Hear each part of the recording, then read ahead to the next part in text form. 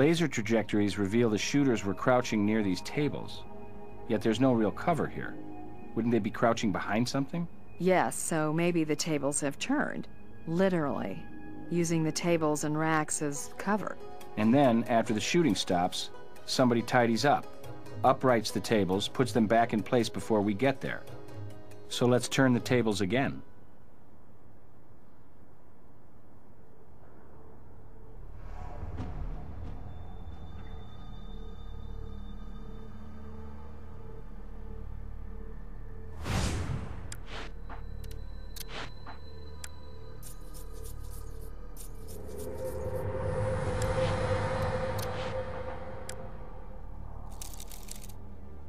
Unusual place for prints.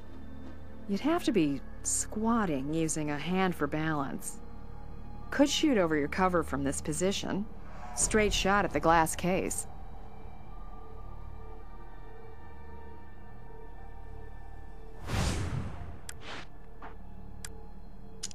This must have been uncovered when we moved the table. Broken zipper, maybe?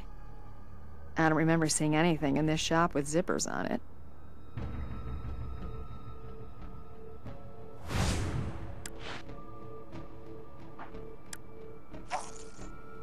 Took a lot of force to make this scratch, whatever created it. Worth looking into. The person crouching here behind the table fired the fatal round.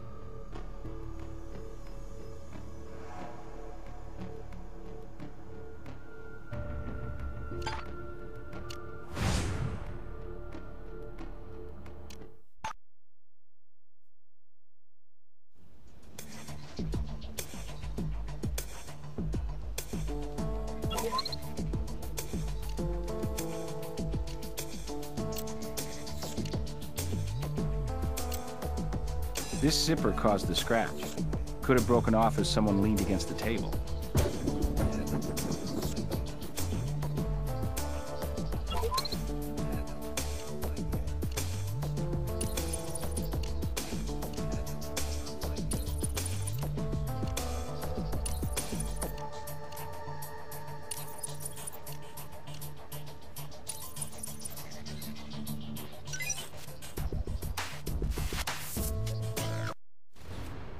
Billy's fingerprints on the rack's underside put him behind it, crouching.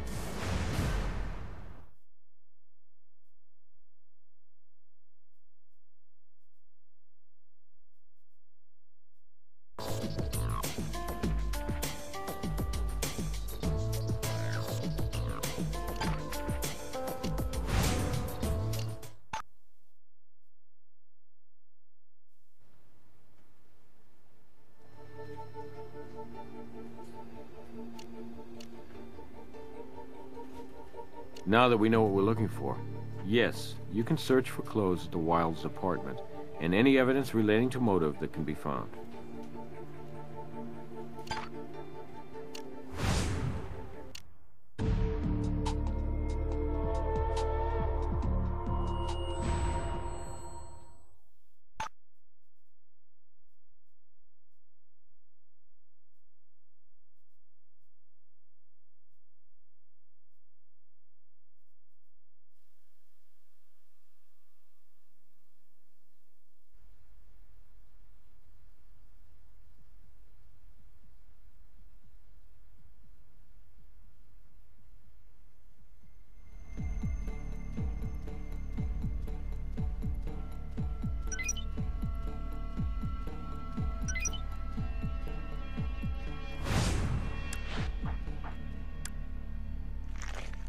Three guns, one per trip, but only two guns made the trip to the gift shop. Was one brother not as wild as the other two?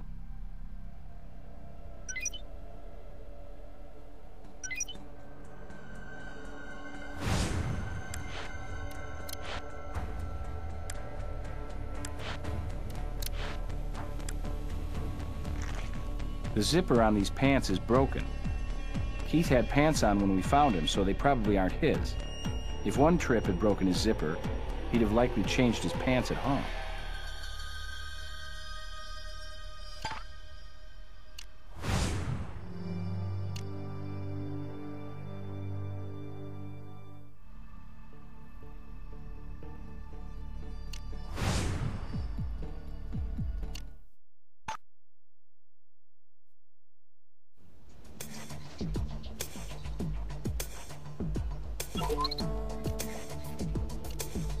I believe there's more to be done with that item before we can process it.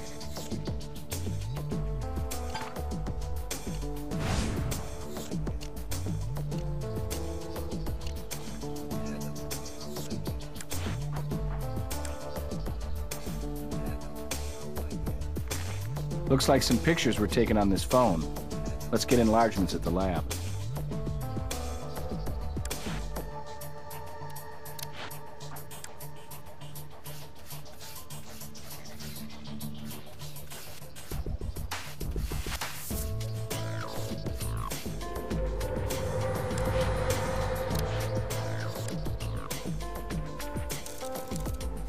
Prints here probably belong to the triplet whose pants pocket gave up the phone.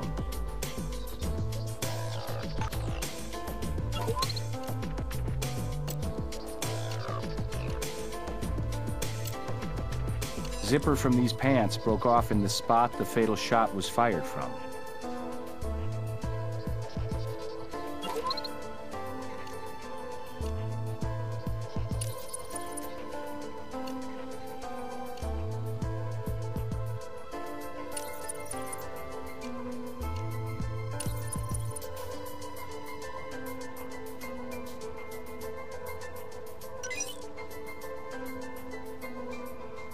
Print and phone book confirm we have Anthony's phone from his pants pocket.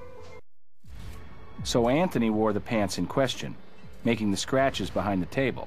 Another confirmed shooter.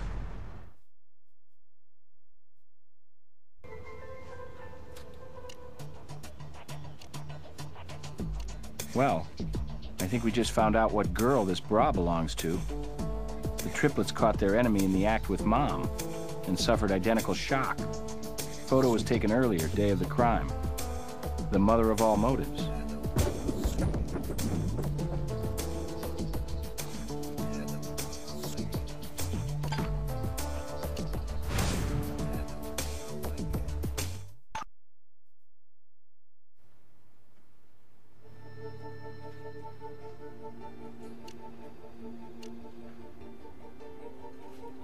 You linked the two brothers to the shooting positions. That's on target enough for the crankiest judge.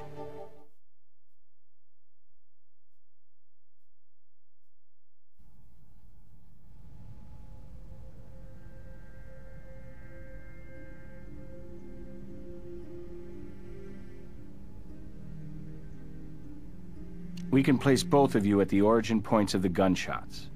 Billy, you did indeed shoot the shoulder, while Anthony, you delivered the fatal shot to the heart. Thanks to the photo on your phone, Anthony, we know you stopped by your mother's house and got a shock to rival the electrocution of Bullet Train. Your mom and your worst enemy doing the mystery dance. Listen, it looks bad, I get that. I do. But you gotta hold up here. This is really just an accident. We weren't trying to kill anybody. We wanted to put the fear of God into little Ed. I mean, the bastard was banging our mother. I mean, that's sick. It had to stop. We just wanted to teach that creep a lesson, scare his ass, but good. Make sure he never went near our mom again. Keith, he tried to stop us, but Billy and me, we just went off. Mission from God kind of thing, you know? So Keith agreed to do the talking. Then at the shop, little Ed was waving Mom's bra like a red frickin' flag. I snatched it away and my gun went off into the floor. Total accident. But that shot echoed like thunder in that little shop and we went running for cover. We both yelled at little Ed to drop his gun. I mean, why didn't he? He was outnumbered. Instead, he crouched below the glass case, but with all the glare, we couldn't see so good.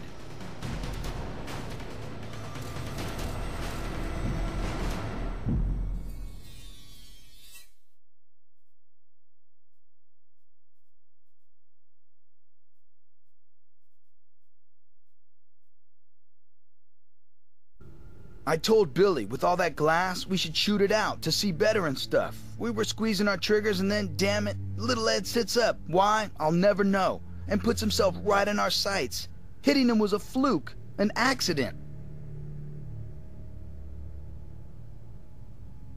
We were booking it out of there, but Keith stopped us. Made us give him our guns. Said he'd clean up after us. Prop up tables, wipe off guns. Never said what he was up to, but we knew. He was gonna do what he's done so often.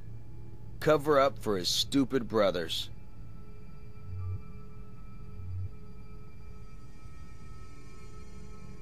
There wasn't any time to think.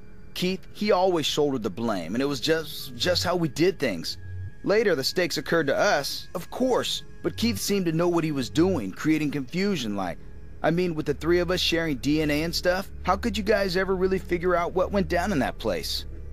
Figuring out the truth is just how we do things.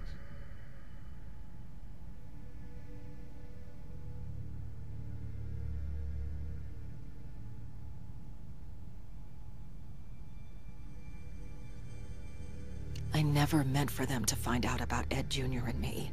You can't blame them for this. Blame me if you have to. This was like, you know, temporary insanity.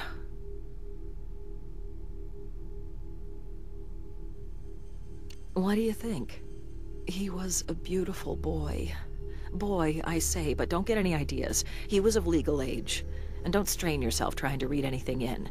If you think I was trying to get back at that monster Eddie through his son, it was nothing like that. Ed Jr. He was a sweet, innocent kid. And somebody had to teach him about life. Kind of a short life. With your families at war, didn't it occur to you how your sons might react? No. No, I figured it was my business, and why should they ever find out? Just bad luck, wasn't it? Anyway, I did my best with my boys, raising them the best I could. Well, sure, you could say I made the occasional mistake. I can think of at least 3.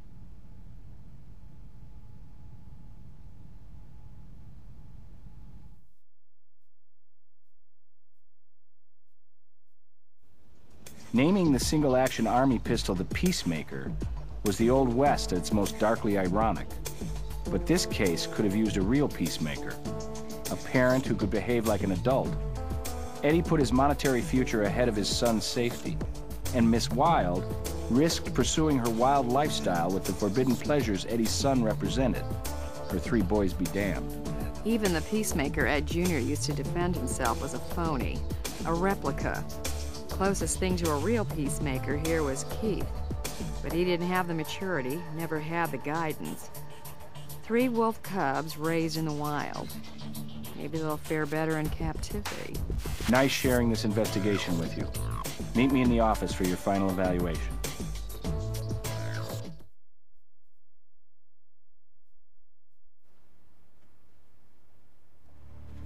All right, here's your evaluation. For evidence, you found everything there was to find. For hints, you didn't need any at all. And, at the end of the day, you followed the evidence to a clear conclusion. I can't argue with that. Outstanding work. You've investigated every possible angle on this case. I'm giving you the highest mark available. Doesn't happen often, but I'm very impressed.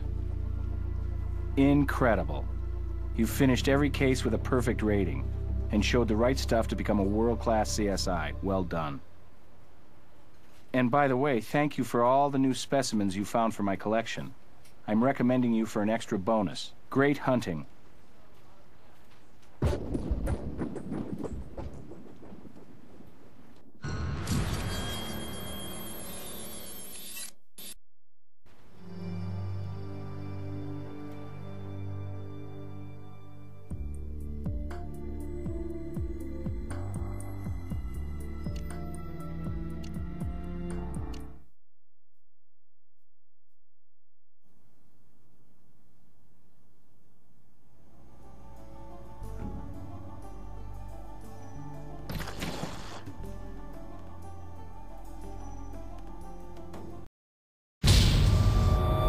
The new CSI video game, Hard Evidence. A taxi driver gets a hot tip.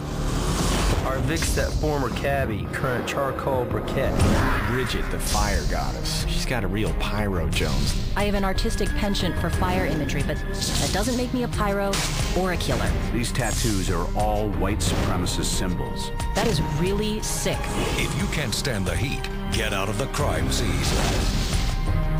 CSI, Hard Evidence.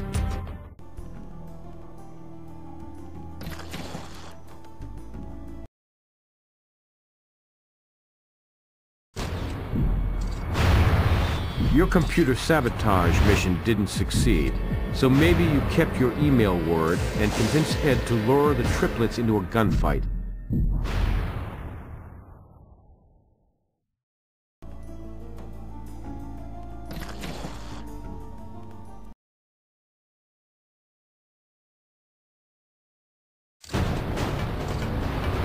Then at the shop, little Ed was waving Mom's bra like a red frickin' flag. I snatched it away and my gun went off into the floor. Total accident. But that shot echoed like thunder in that little shop and we went running for cover.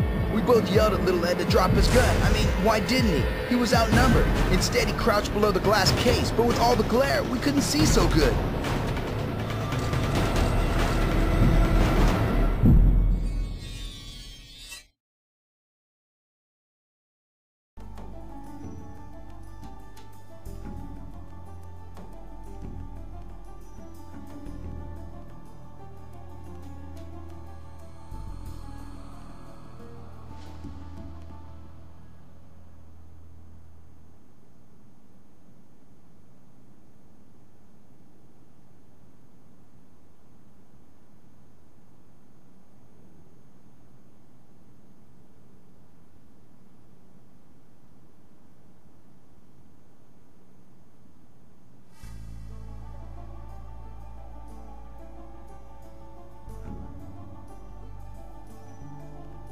Would you like to play blackjack?